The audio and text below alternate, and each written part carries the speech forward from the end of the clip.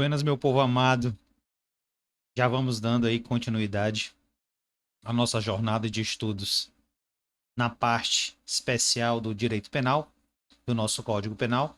E aí nós já vimos, dando sequência, nós já vimos uma grande parte dos crimes contra a administração pública.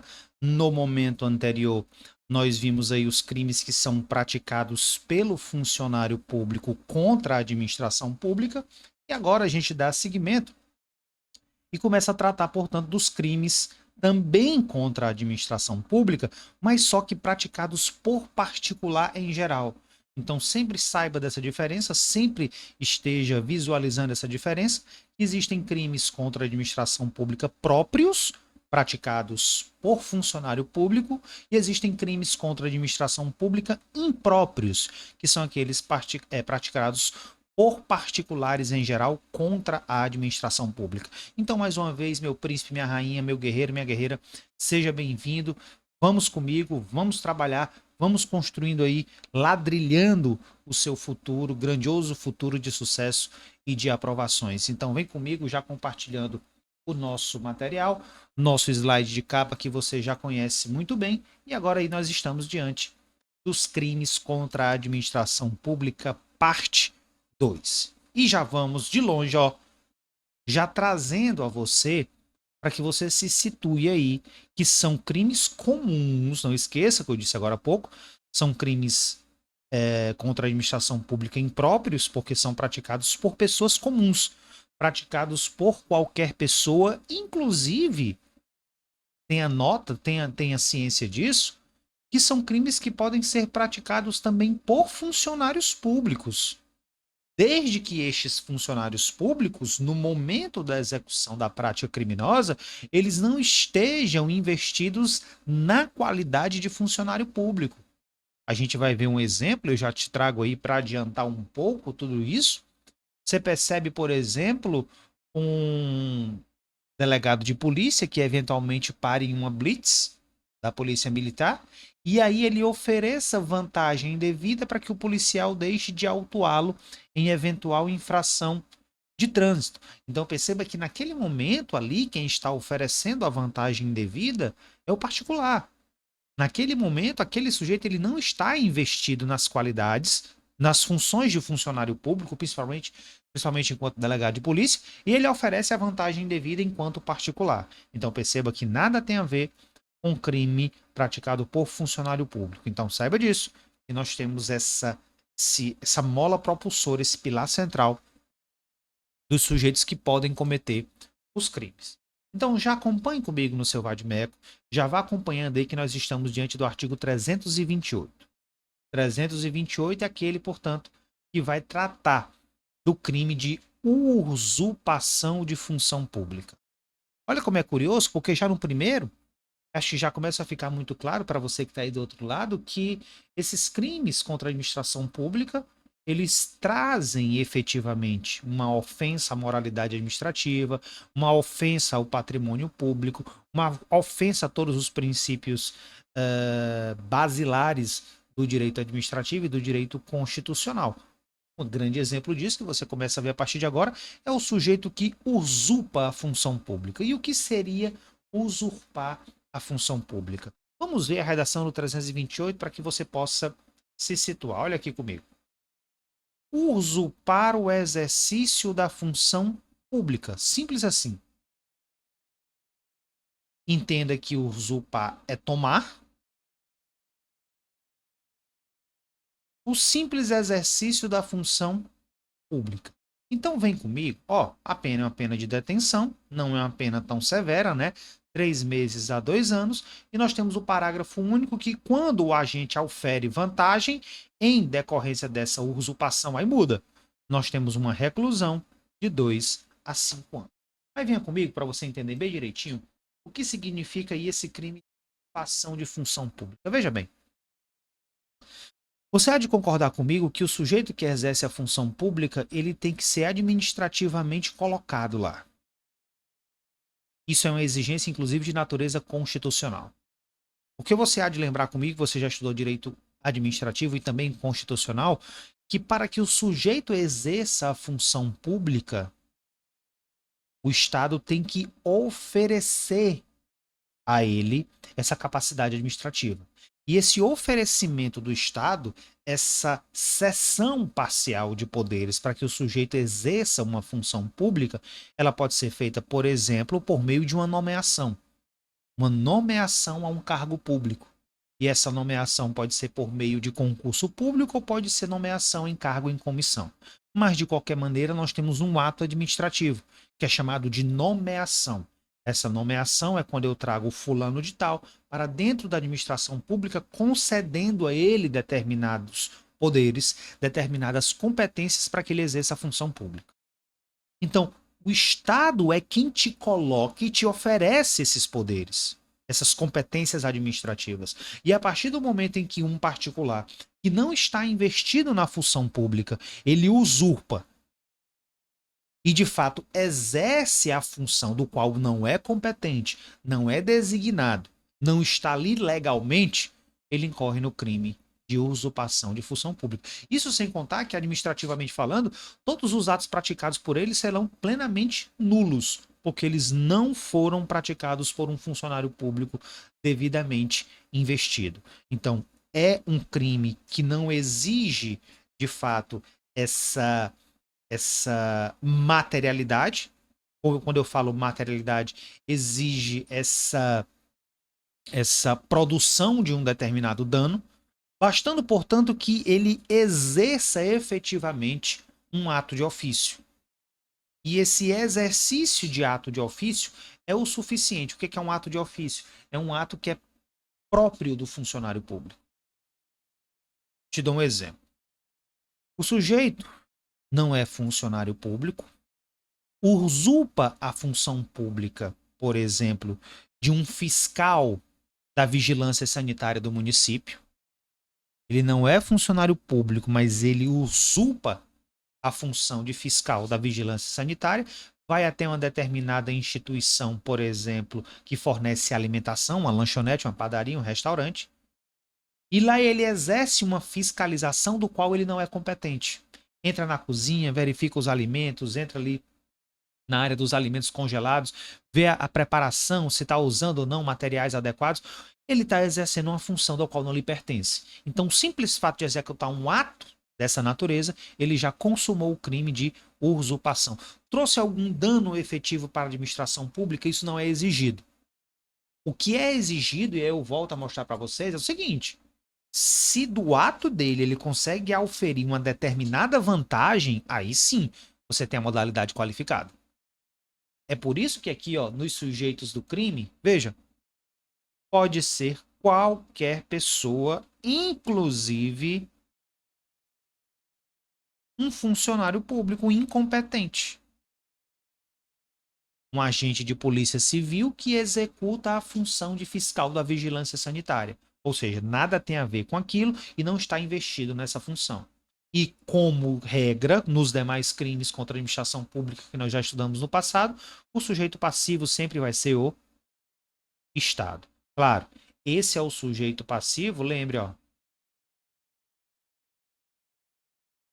imediato. Porque eventualmente a pessoa lesada, ela também é sujeito passivo. Sujeito passivo imediato. Não esqueça disso. O dono do restaurante que, por exemplo, recebeu uma multa administrativa de uma fiscalização de um agente que não é fiscal do município. Ok? Então lembre que a adequação objetiva disso aí é o verbo usurpar. Assumir indevidamente, ilegalmente, ilegitimadamente. Ok? E aí ele pratica um ato próprio do funcionário público, ele já cometeu o crime, está consumado, e a modalidade qualificada é quando ele aufere essa vantagem indevida. Pegou a ideia? Detalhe, nós já vimos isso no passado, mas não custa nada relembrar. Quando se fala em vantagem indevida, não se exige necessariamente que a vantagem seja uma vantagem de natureza patrimonial. Essa vantagem pode ser de qualquer natureza, inclusive de cunho sexual, sentimental e por aí vai. Só fala que a vantagem tem que ser indevida. Pegou a ideia? Nós temos a partir de agora, lá no 329, nós temos uma sequência de 3 crimes super importantes. Já vá acompanhando comigo aí no seu vadimeco. Nós temos o crime de resistência, nós temos o crime de desobediência e nós temos o crime de desacato. É uma sequência de 3 crimes importantíssimos: resistência, desobediência e desacato. 329, 330 e 331 do Código Penal. Vamos ver comigo o que diz o 329. Aqui, ó. O crime de resistência. Veja. Opor-se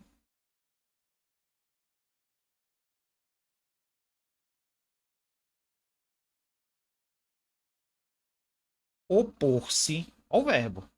A execução de um ato legal. Isso aqui é muito importante que você vá marcando isso aqui. O ato tem que ser legal. O ato que você se opõe enquanto executor do crime de resistência tem que ser um ato legal. Porque você não é obrigado a executar um ato manifestadamente ilegal. Sabemos disso. Então, se o ato for ilegal e você resiste opondo-se à execução de um ato ilegal, você não comete crime de resistência. Lembre disso. Tá certo? O sujeito, pego novamente aí o exemplo do fiscal, vamos imaginar que o fiscal do município, de verdade, né? Ele chega lá na sua padaria e exija ali que você pague uma vantagem indevida para ele, como se fosse ali um crime de concussão, ele executando. E você se opõe. Você resiste a isso, inclusive de maneira violenta. Então, essa sua resistência não é considerada crime e nem vai ser considerada desobediência caso não seja uma resistência violenta. Então vem comigo, ó. Mediante, olha qual elemento aqui é extremamente importante. Mediante violência ou ameaça. Então você resiste com violência. Essa resistência pacífica, sem violência ou ameaça, não é resistência, é desobediência. Já vá vendo a diferença. Há um funcionário competente. Então, se você resiste a um ato, mesmo legal, de um funcionário incompetente, você não incorre no crime de resistência. Para executá-lo ou a quem lhe esteja prestando auxílio. Olha a pena. Detenção, 2 meses a 2 anos. É uma infração de menor potencial ofensivo, inclusive. Então, o próprio caput do 329 já traz todas as informações necessárias para que você possa entender como é a dinâmica de um crime de resistência. Vamos ver os demais parágrafos logo para aí a gente adentrar nos desdobramentos dele. Parágrafo 1º. Se o ato, em razão da resistência, não se executa, aí nós temos a modalidade qualificada, que vai reclusão de 1 a 3 anos. Então, peraí, deixa eu ver se eu estou entendendo. Para que haja o crime de resistência, o sujeito vai se opor a um ato legal executado por um funcionário público competente ou alguém que esteja auxiliando ele. E essa oposição, ela é realizada de maneira violenta. Não é simplesmente não, eu não farei. Você apresenta-se resistente, mas utilizando de violência ou ameaça. Por exemplo, quando você violentamente se opõe à atividade da polícia militar para que ele possa te conduzir à delegacia de polícia em eventual prática criminosa. A polícia militar aborda o sujeito em flagrante delito, no intuito de conduzi-lo à autoridade policial competente, o delegado de polícia. O sujeito se opõe, xingando, ameaçando, se rebelando, agredindo os policiais, resistindo de maneira altiva. Ele comete o crime de resistência. Então perceba que ele resistindo, mas ainda assim sendo conduzido à delegacia de polícia, ele cometeu o crime de resistência. Porque o crime de resistência em seu caput, ele não exige um resultado naturalístico.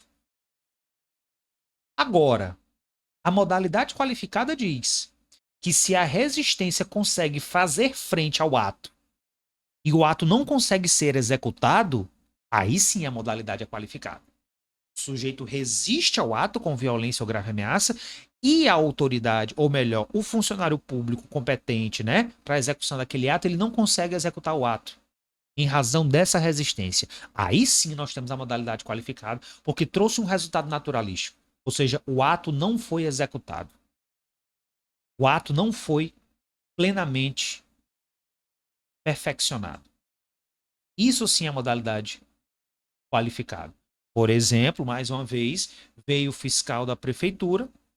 Vamos mudar um pouco agora. O fiscal, o auditor contábil, né, da prefeitura, fiscal de contas, entra em um determinado estabelecimento da rede hoteleira, um hotel, uma pensão, um motel, verifica que tudo está errado, foi aplicada uma multa e aí ele já voltou para fechar o estabelecimento com a ordem da autoridade superior para que as atividades do hotel sejam suspensas. Vai fechar o hotel.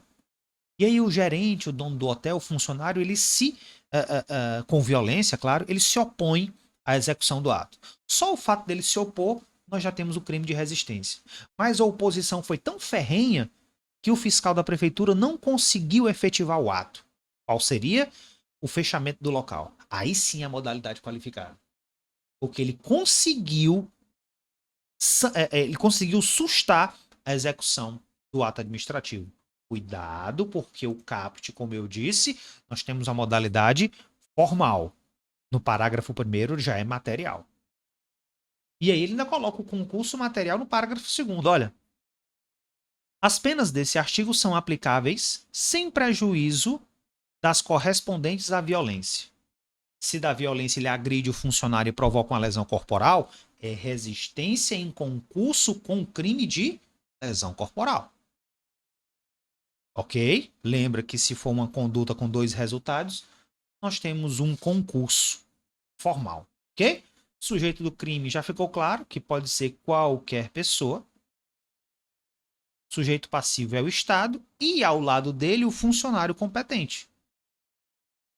Que nada mais é do que um representante do Estado. Ok? Aqui são todas as observações, trazendo alguns pontos que são importantes. Veja, a conduta típica, a adequação típica, você já entendeu. É opor-se à execução de um ato legal, com violência ou ameaça de um ato efetivado por um funcionário competente. Porque se não for o funcionário competente, você não é obrigado a isso. E se você se recusa ou resiste, ainda assim não haverá crime. No caso do exemplo do hotel, ao invés de ser o fiscal, o auditor contábil, foi, sei lá, um médico ou um enfermeiro da unidade de pronto atendimento para fechar o hotel. Veja, ele é funcionário público, está no exercício de sua função, mas a função dele não tem nada a ver com a auditoria fiscal, nem muito menos uma atividade da execução do poder de polícia que é fechar um hotel. Então, o funcionário não é competente. Se eu resisto ao ato, isso não é considerado ato crime de resistência. Os pontos que merecem atenção são esses. O ato precisa ser legal, como eu já tinha dito.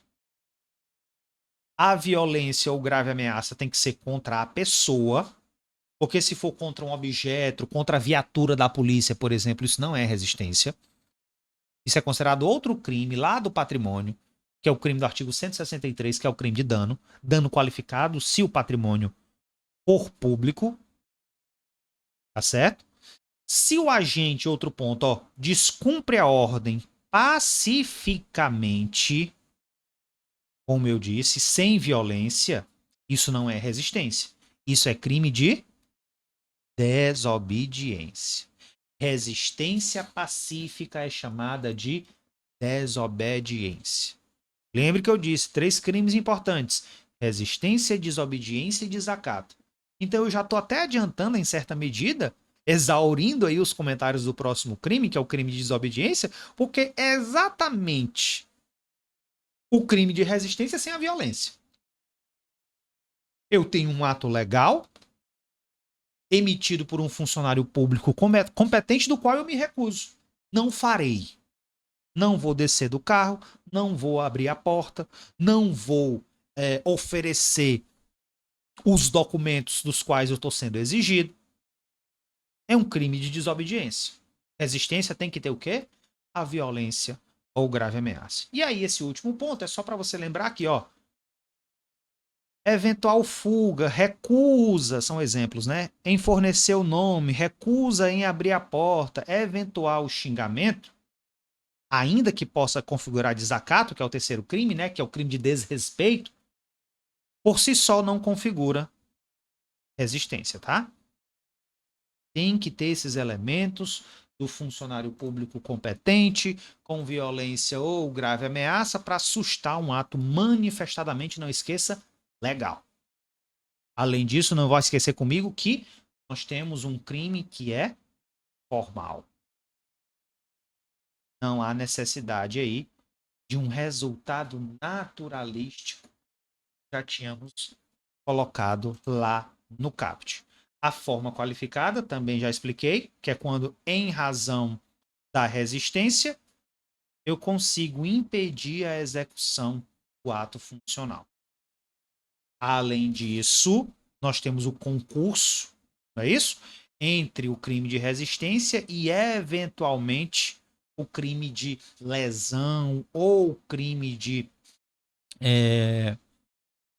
injúria, difamação, que eventualmente possa ser cometido quando há de fato essa violência. Lembrando que essa violência pode ser material, pode ser física, como nós já aprendemos no crime de lesão corporal, pode ser inclusive uma injúria qualificada, que é aquela que você ofende a honra utilizando de meios físicos, tá bom? E, claro, caso mais extremado, são casos em que envolvem aí a situação ou resultado morte, que sem sombra de dúvidas o sujeito responde por ambas as condutas. Pegou a ideia? Já vamos cortar agora no nosso primeiro bloco, senão fica muito longo, para a gente já voltar no crime de desobediência. Já vá marcando e voltamos em instantes.